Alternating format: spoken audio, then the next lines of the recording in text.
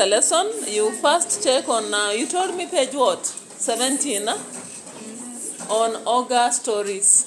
And you also try to think about what you did in primary school, whether you did something to do with monster tales.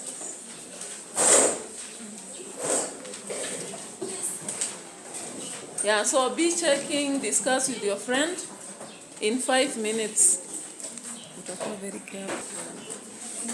Yeah, so you'll be checking on monster tales,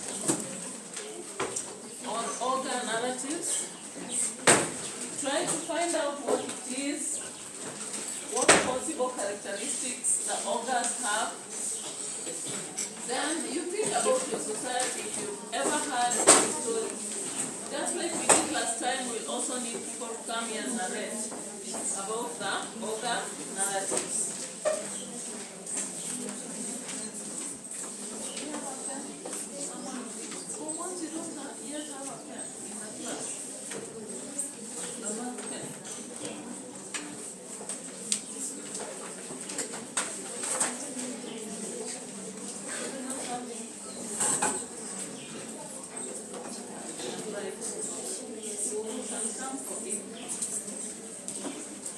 Yeah, so be checking on ogre or monster. When is today? 19. Yes.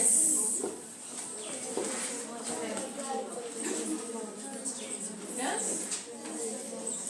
Yeah, so have you established anything about monster or ogre narratives from your books? Have you found out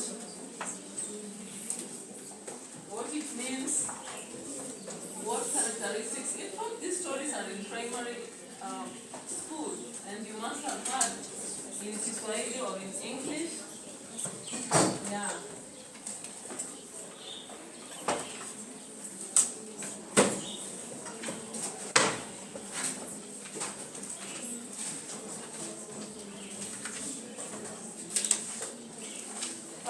Are almost over.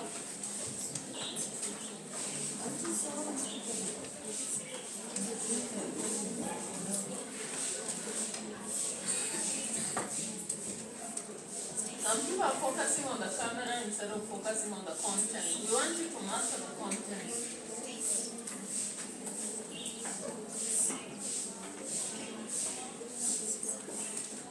If you have information about it now, can you share? What are ogre narratives?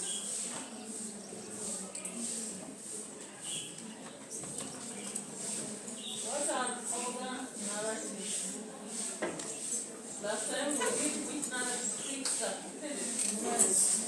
I established what it has. Now what about ogre narratives? What are they? Anyone?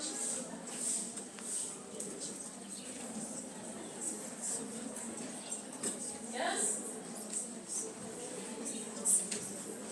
Anyone?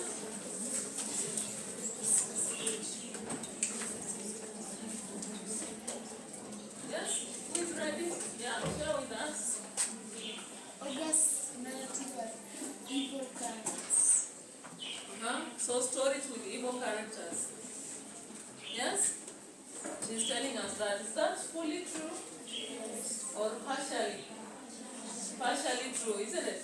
Can someone add more information? Apart from being evil characters, what else is found in ogre narratives? Yes? They disguise themselves to deceive.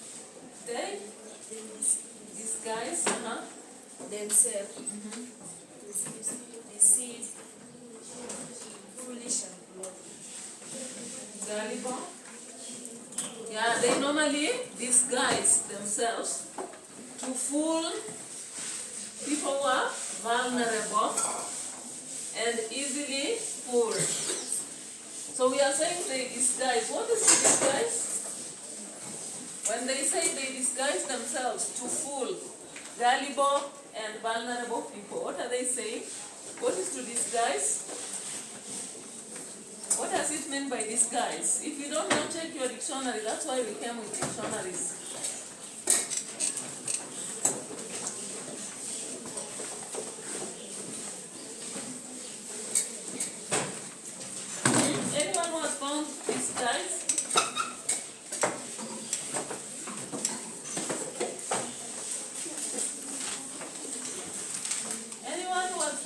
guys?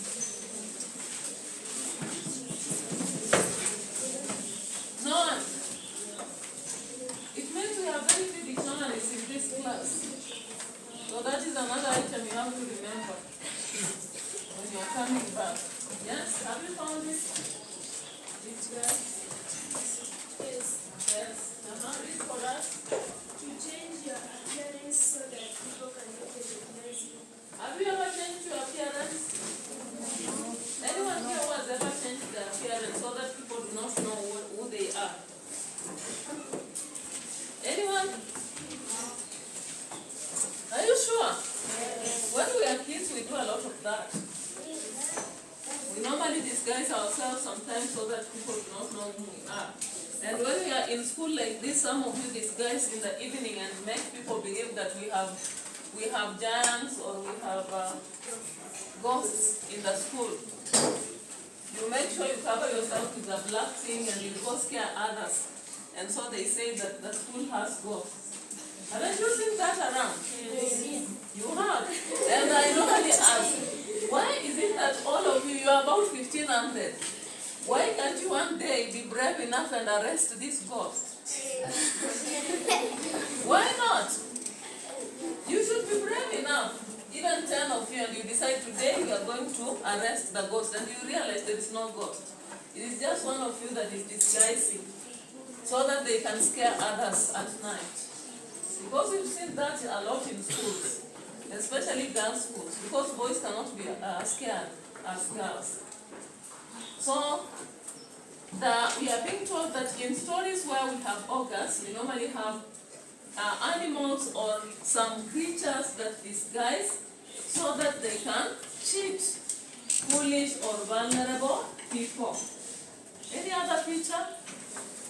Any other thing that you know? Yes.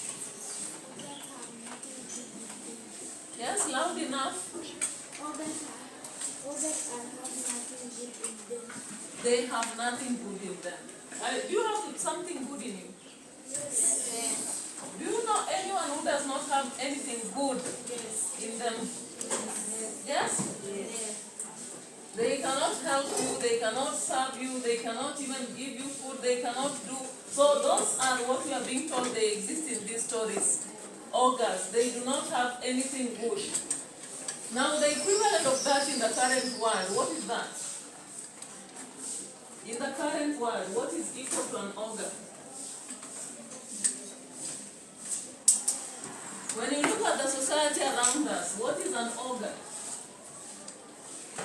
In your society, for example, what is that cannot give you any good at all? Corrupt people. They'll always take and take and take. They'll take your little money, they'll take your land, they'll take your career, they'll take your everything. Because you go for a job, they have already taken it for their son. You go for the water, they are making you pay for it. You go for fees, they'll not give you. You go for food, they have ensured that it's not there. So they become ogres in our society, yes? Witches. Do witches have anything good to offer? No. They'll just plan to kill, they'll just plan for evil, death and all that. Tribalistic people, those who see you by your tribe. If someone is judging you by your tribe every time you meet, wewe ni kabila gani? Wewe ni wa wapi? Those ones already they mean they cannot help you unless you are from their tribe. So they are ogres. So when we talk about ogres in stories, they are not animals. But in the stories we make them look like animals with one eye, one leg, one hand, and they normally spit fire. So let us write down the characteristics of ogres. Characteristics of ogres in stories, but we leave some space to define ogre narratives. Leave some 2 lines or 3 to define ogre narratives. You took away your books. I said oral literature. I thought I said that the first thing. Oral literature versus poetry book.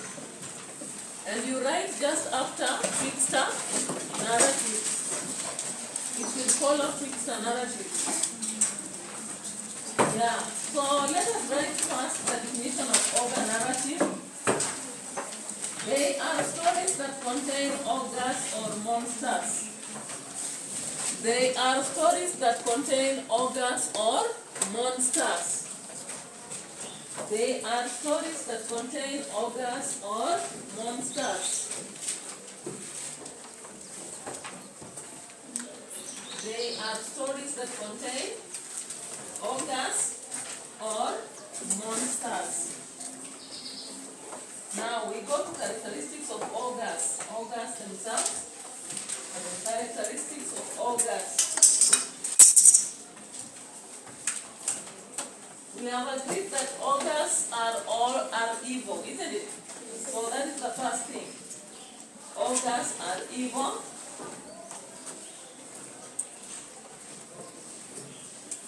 They are evil. Number two, what did you say?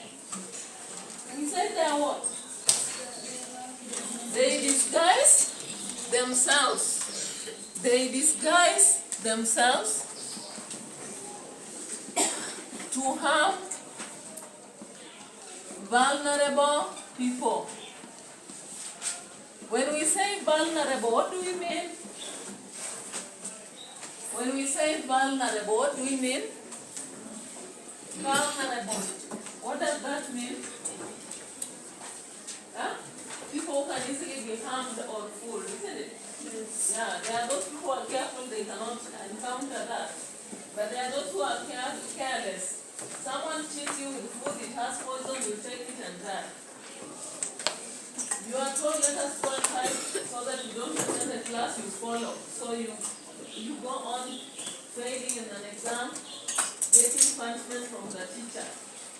Like that day, if you are vulnerable, maybe you will say, let us make sure that we take juice, even if they are not allowing. So then they find you having done a mistake. If you are vulnerable, others will tell you, let us hide and continue sleeping. Then the teacher finds you and you are punished. Any other characteristics about ogres? Yes. They are meant to destroy. So they are there to destroy. They don't do anything good but destroy. How do they look like? From most stories, how do they look like? They are always ugly. In brackets, one eye, one hand, one leg, and spitting fire. They are ugly, in brackets, one leg, one eye, one hand, and they spit fire. Any other characteristics someone has? Yes.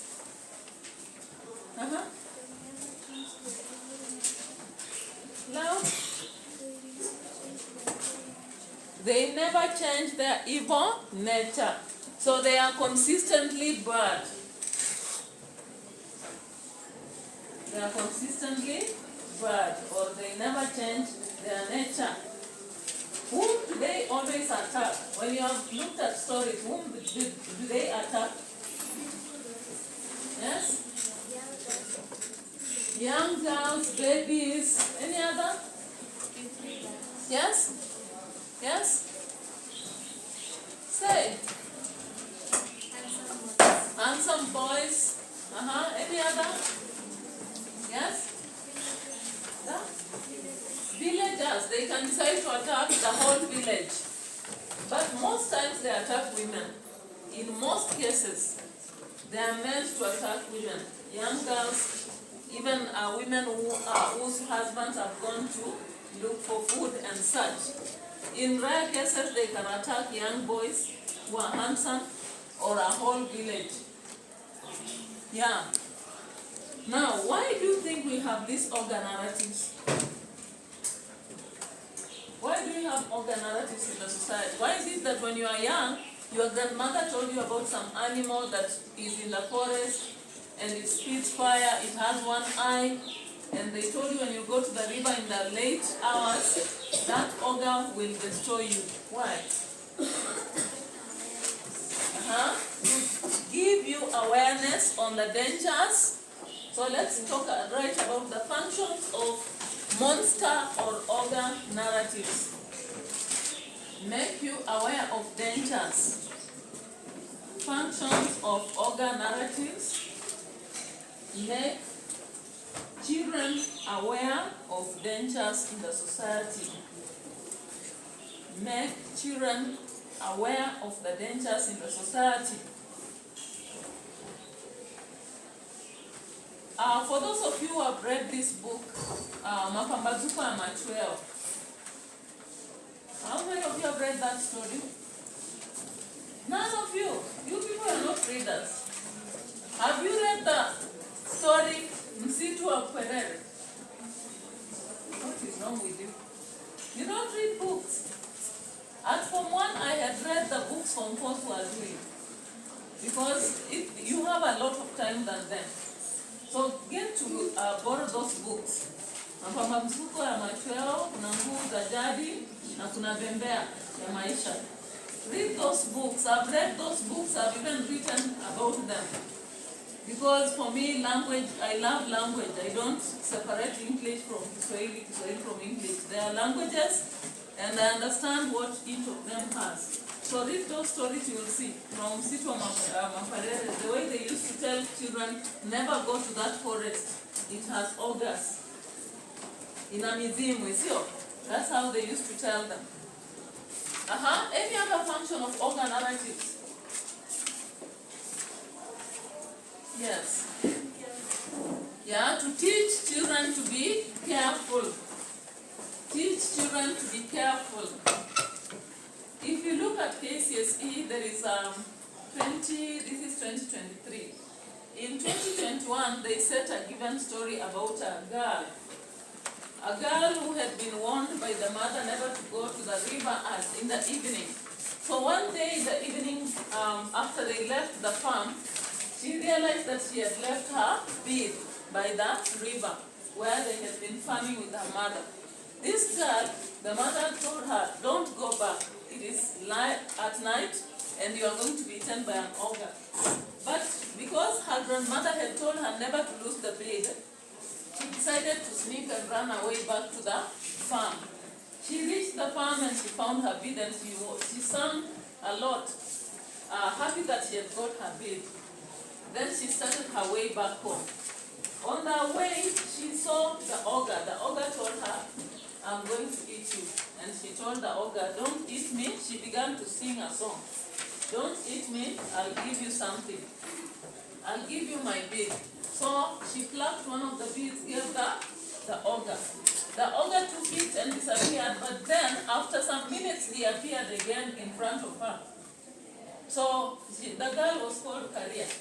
So Karia again sang, don't eat me, please. Take another bead and give me. And the ogre did the same. The story continued, the animal doing the same until the beads were over. So Karia now was stuck. And the animal was still coming and telling her, give me something or I eat you. She gave the finger, the last finger, this index finger. She went on to give another. The ogre was still coming. Every time she moves, it appears again. It ate all the fingers and the toes and now began to eat the girl. By the time the mother realized that the girl was not there, she went to call all the people in the village. And when they came to the bush, they found that Karia was being eaten. So they had to attack the monster and kill him so that Karia is saved. So when they give you such a story, for example, what are they teaching you? To be careful, isn't it? So that you don't go to places where they have warned you. And what are these places in our current society? Like you as a girl, which places are they that your mother has warned you not to go? Yes? Forest? Bar or pub? Any other? Yes? Disco? Disco matanga? Any other? Any other? Any other your parents has told you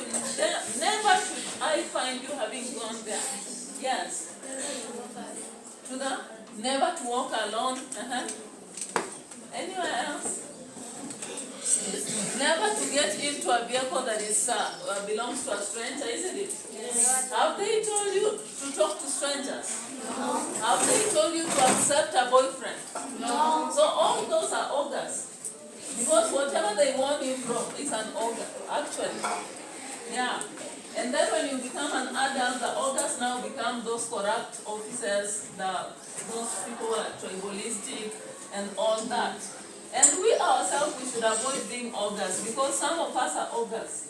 When we turn evil to others, when we want to be always bad, then we become ogres, because we are stealing money from other people's boxes. You come to food, you want to eat, your friend doesn't eat. You come, you take the book, you destroy it. So you become an ogre, isn't it? Yes. So we are accepting that we will not be ogres, huh? Yes? Yes. Yeah. So is there another function of ogre stories? What are they told? Any other function why you think they are told? Yes. They normally teach us to focus on what we have and not what we don't have. Yeah, they teach us to have focus on what we have and not what we don't have. Any other function? Remember at the end what happens to the ogre? It is normally killed. So what are they teaching us? It teaches us that when we are evil, what happens to us? We will be destroyed. Yeah, so write that one also. It teaches us that we should, when we are evil, we will be destroyed. In front, you write, it teaches us to be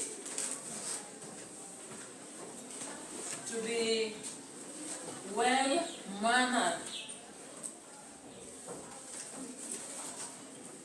It teaches us to be well-mannered.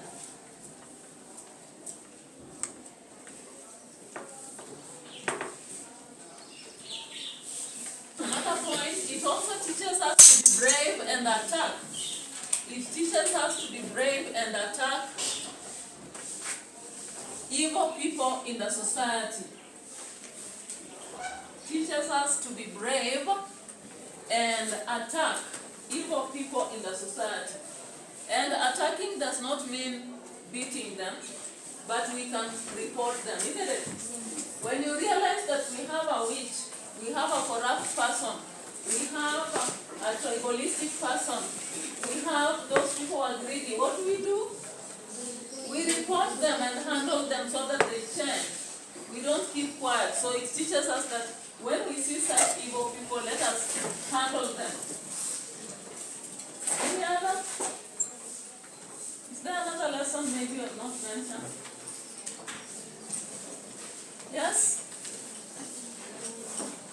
Yeah, now I'll give you time to find out stories. At least 3 people. Get us stories from your communities about ogres.